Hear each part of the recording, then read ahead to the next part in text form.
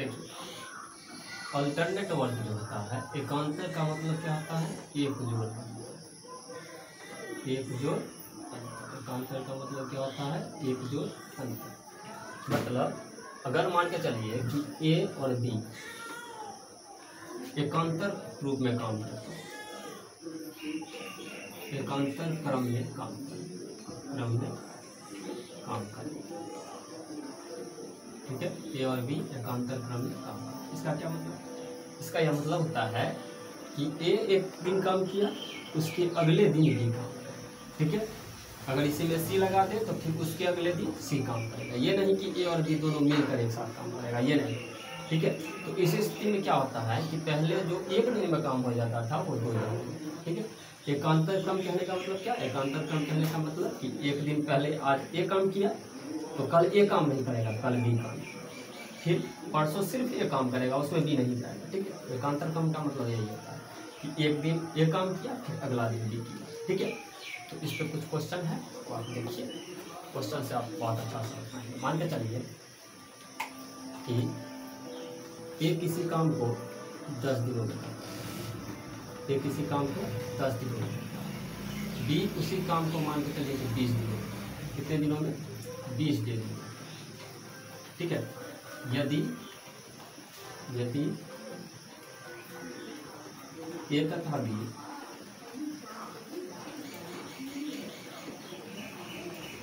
एकांतर क्रम में काम करें, एकांतर क्रम में काम करें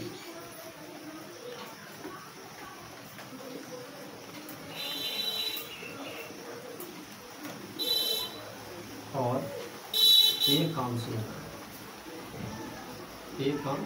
करें,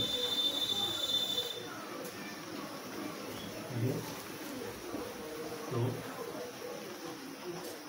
काम समाप्ति में समय, काम समाप्ति में समय, आराम। ए कितने दिनों में करता है, 10 दिनों में, बी कितने दिनों में, 20 दिनों में। टोटल काम कितना हो जाएगा, टोटल काम 20 हो जाएगा। अब 20 काम हो जाएगा तो इसकी क्षमता कितनी हो जाएगी, और बार बता चुका हूँ 2, और इसकी क्षमता कितनी, ठीक है। अब एकांतर काम का क्या मतलब, देखिए ये पहले, अब काम ये भी ध्यान रखना होता है, ठीक है, कि काम कौन शुरू कर रहा है, ये आपको ध्यान रखना पड़ेगा। तो ए काम शुरू कर रहा है तो बताइए कि ए 2 काम कर देगा एक दिन में, उसके अगला दिन कौन काम करेगा, बी करेगा, तो दिक्कत। फिर क्या होगा कि 2 दिन 2 काम ए कर देगा, फिर बी एक काम करेगा, फिर 2 दिन ए काम कर देगा, सॉरी ए 2 काम कर देगा, फिर बी एक काम करेगा, ठीक है। फिर 2 दिन ये काम करेगा, फिर बी एक दिन काम करेगा, 2 1 3 2 5 1 6 2 8 9 2 11 12, फिर ये 2 काम करेगा, फिर ये 2 काम करेगा और बी एक काम करेगा, ठीक है। तो देखिए 2 1 3 2 5 1 6 2 8 1 9 2 11 1 12 2 14 1 15 2 17 और 1 18। अब फिर क्या होगा, ये 2 काम करेगा, 20 काम होगा। तो बताइए कि टोटल कितना दिन लगा, 1 2 3 4 5 6 7 8 9 10 11 12 15, ठीक है। काम कितने दिनों में हो जाएगा, 13 दिनों में, ठीक है। 1 2 3 4 5 6 7 8 9 10 11 12 और, ठीक है। तो अब तो समझ गए कि 20 काम खत्म हो गया, तो टोटल काम कितना लग गया, ये तो हमको समझ में आ गया। अब यहाँ पे ध्यान दीजिए कि देख लीजिए आप, 20 काम है, 2 2 4 4 8 4 12 2 14, ठीक है, कितना हो जाएगा 25, ठीक है। तो अब इतना टाइम तो नहीं होता है कि ऐसे 2 2 2 करके एक एक करके जोड़ा जाए, ठीक है। तो इसके लिए अब यहाँ समझ पा रहे हैं कि अल्टरनेट वर्क क्या होता है कि एक कोई काम किया, एक दिन में काम कर लिया, उसके बाद वो ड्रॉप कर देगा, ठीक है। फिर अगला दिन बी काम करेगा, उसमें ए नहीं होगा और ए वाले में भी नहीं होगा। तो देखिए अब इसको बनाते हैं कैसे, 2 और 1 2 3 दिन में, सॉरी 2 दिन में 3 काम होगा, 2 में कितना 3 काम होगा, 2 दिन में 3 काम कैसे कि ए एक दिन में 2 काम कर दिया और बी एक दिन में 1 काम किया, ठीक है। तो ए का 1 दोनों मिलकर 2 दिन काम किया और तब कितना काम किया है, 3 काम, 2 दिन में 3 काम किया है, 2 दिन में कितना काम किया है, 3 काम किया। अब बताइए कि 2 दिन में अब काम हमको कितना चाहिए, तो 3 के पहाड़ा में तो 20 आता नहीं है, तो इसके आसपास वाले मान पे तो जा सकते हैं, लेकिन ज़्यादा नहीं जा सकते हैं, काम के अंदर ही रहना चाहिए। तो देखिए 20 के आसपास 18, तो कैसे पूर जाएगा? अगर इसको 6 से गुना कर दें और इसको भी 6 से गुना, मतलब 12 दिन में 18 काम हो गया। 12 दिन में कितना काम हो गया? 18 काम हो गया। तो 12 दिन में 18 काम हो गया, मैंने जो आपको बताया था। अब यहाँ पे 2 काम बच गए। 12 दिन में 18 काम हो गया और 20 काम है, तो शेष काम कितना है? शेष काम 2 है। शेष काम कितना है?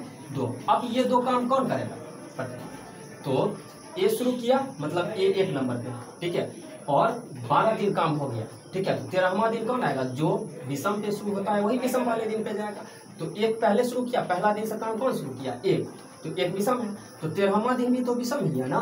12 दिन में 18 ही काम, तो 2 काम अभी बचा है, तो कोई ना कोई तो काम करेगा। तो ये 1 विषम काम से शुरू किया, 1 है विषम, पहला दिन काम शुरू किया तो 1 विषम है। तो विषम वाला दिन जो विषम में शुरू करता है वो काम भी विषम में करता है। तो 12 का बाद 13वां दिन, 12 का बाद 13वां दिन पे काम जाएगा। तो 13वां में कौन काम करेगा? यही तो करेगा। 13वां में कौन करेगा? यही तो करेगा।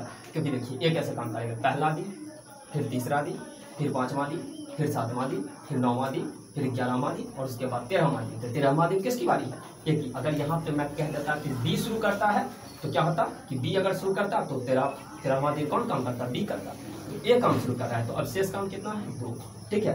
और 12 दिन तो हो गया। अब एक सोच, अब दिन कौन लेगा? अब काम शुरू किया था ए, तो यही को तो करना है, 2 काम करना है, 1 को 2 और उसकी क्षमता भी कितनी है? 2। तो मतलब 1 दिन में कर देगा, मतलब अगला दिन काम समाप्त कर देगा। तो बताइए कि काम टोटल समय कितना लगा? टोटल टाइम कितना लगा? 12 और 1 दिन अभी, जो शेष काम है 2, और ये तो एक ही दिन में 2 समाप्त कर देगा ना। तो 12 और 1 13, मतलब 13 दिन में काम समाप्त। 13 दिन में काम समाप्त। इतना बात समझ में आया? ठीक है। अगर यहाँ पे मैं लिख देता है ये हो गया। अगर यहाँ पे कहता कि 20 शुरू करता, तब क्या? 20 शुरू करता तो बी की क्षमता तो 1 ही है, रेस्ट काम हमारे पास शेष काम 2 हो जाते। तो इसको क्या करना पड़ता है? ये 1 ही काम करता ना। तो 1 काम, अगर भी 1 ही काम कर पाता तो 1 काम कर देता, तो 1 काम फिर बच जाता। तो 13 दिन तो हो ही गया। अब 14वां दिन फिर ए आता, तो ए आता तो 1 दिन में करता है कितना? 2 काम। 1 काम करने में 1 बटा 2 होता है। इस बात 14.5, ठीक है। ये बात समझ में आ रही है? फिलहाल आप इसी ठीक।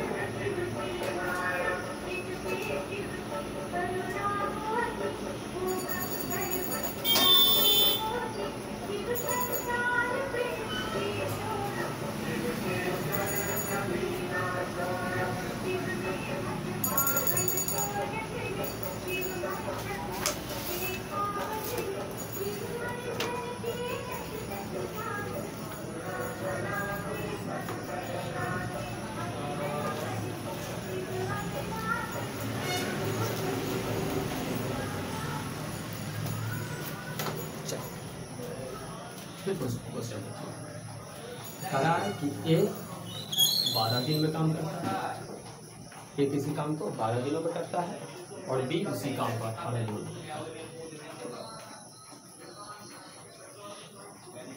ठीक है। और वे दोनों बारी बारी से काम करते हैं। वे दोनों बारी बारी मतलब एक अंतरक्रम ही बारी बारी काम करता है। हाँ ठीक है। अच्छा कह रहा है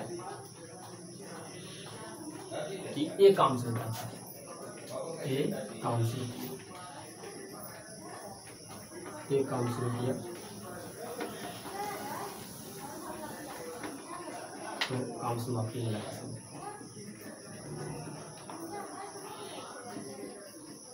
काम समाप्ति में लगा, काम समाप्ति में लगा। आप खुद सॉल्व करो इस क्वेश्चन को, ठीक है। आप मेरी मदद मत लो, ठीक है। आप सॉल्व करो, उसके बाद वीडियो को रोक के उसके बाद मिला लेना जब मैं बना रहा हूँ सॉल्व करते हैं। कुछ नहीं करना है। ये कितने दिनों में? 12 दिनों में। डी उसी को 18 दिनों में, मतलब 18 के टेबल में चलेंगे 36 दोनों कट जाएगा, इसकी 3 और इसकी कितनी, तो कोई दिक्कत। तो बताइए कि 2 दिन में, 1 दिन में 3 काम किया है, और बी एक दिन में 2 काम किया। लेकिन एक साथ तो नहीं, एक साथ करता तो एक ही दिन में 5 काम हो जाता, लेकिन कह रहा है कि बारी बारी, मतलब एक दिन ए 3 काम करके चला गया, ए 3 काम करके गया, अगला दिन बी आया और 2 काम कर गया, तो एक दिन ए वाला एक दिन बी वाला, मतलब 2 दिन में कितना काम, 5 काम हुआ। 2 दिन में कितना काम हुआ, 2 दिन में कितना काम, 5 काम। हमारे पास काम कितना है, 36, ठीक है। और ये शुरू किया है काम, ये भी आपको ध्यान रखना है, कौन शुरू किया है, ठीक है। तो बताइए 2 दिन में 5 काम, ठीक। तो 36 के पास पहुंचना है तो 7 से मल्टीप्लाई कर देते हैं, जब भी 7 से मल्टीप्लाई कर, ठीक है। तो बताइए 14 दिनों में 35 काम खत्म, 14 दिनों में 35 काम खत्म, ठीक है। अब कितना काम बचा, 36 में से 35 काम चला हो गया, तो शेष काम कितना, शेष काम 36 में से 35 गया, 35 काम तो हो गया 14 दिनों में। अब 15वां दिन कौन काम करेगा, आप देखिए कि एक नंबर एक विषम है, तो 15 दिन तो विषम ही ना, मतलब 15वां दिन भी यही काम करेगा। तो अब एक कर तो सकता है 3 काम, एक कर सकता है 3 काम, और काम करवाना है उससे एक, कितना समय, शेष काम करने में कितना लेगा, शेष काम करने में समय, शेष काम करने में ये द्वारा समय, बताइए कितना हो जाएगा, काम है 1 और क्षमता है 3, 1/3। तो बताइए कुल टाइम कितना लगा, कुल समय कितना लगा, या टोटल टाइम कितना लग गया, 14, ठीक है। और 1/3 अकेले लिया है, ठीक है, मतलब 14.93। मैं उम्मीद कर रहा हूँ कि आपको समझ में आया होगा ये चीज, ठीक है।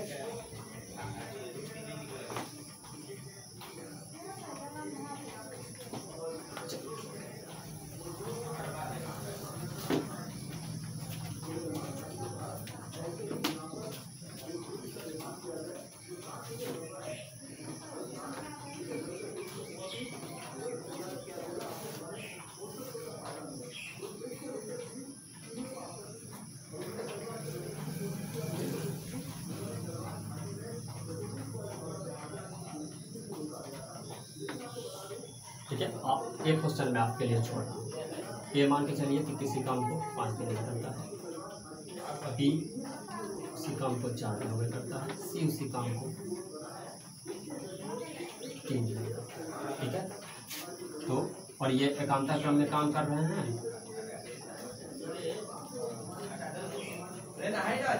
तो काम होने में लगा समय आपको निकालना, काम होने में लगा अभी तो आप अभी नहीं निकाल सकते हैं, ठीक है। आपको यह दिया रहेगा अभी कौन काम से, तो काम मान लिया नहीं शुरू किया,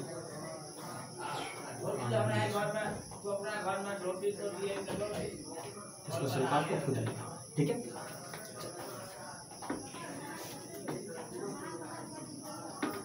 एक क्वेश्चन और लीजिए,